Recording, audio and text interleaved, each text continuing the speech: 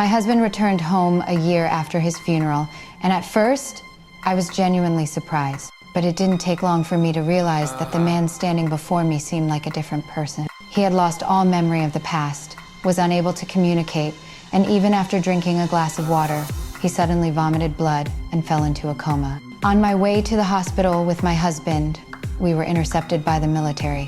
When I awoke, I found myself locked in an isolation room. Not long after, a psychologist named Ventris came in to ask about my husband's condition, but I knew nothing.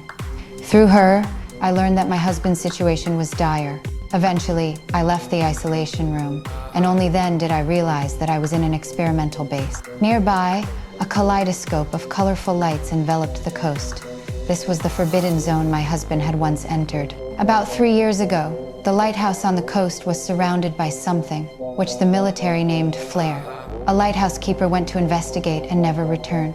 Although the military used various methods to detect, there seemed to be some signal interference within the zone. So they sent my husband's squad to investigate, but to their shock, the entire squad disappeared.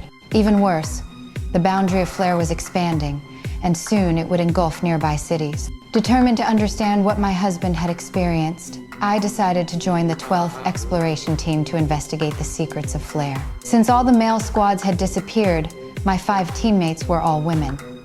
As we crossed the colorful barrier, strange things began to happen. I terrifyingly discovered that I had lost all memory since entering here.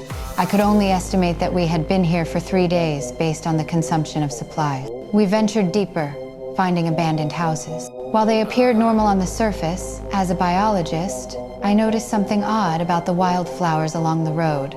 The same stem was home to dozens of different flowers, indicating rapid mutation. Moreover, when I thought there was no danger around, a monster in the pond was capable of tossing an adult around effortlessly. Linda rushed to save the person, and with several people pulling, Xiaoxi narrowly escaped.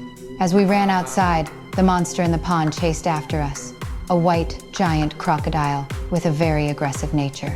We had to dodge and attack simultaneously. Holy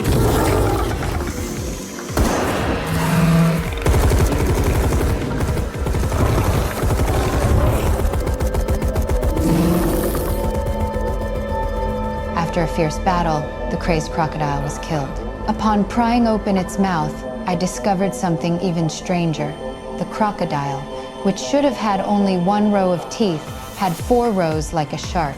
Different species cannot interbreed, so I inferred that something here had disrupted the crocodile's gene. As we continued toward the lighthouse, Koss expressed curiosity about the person in the photo.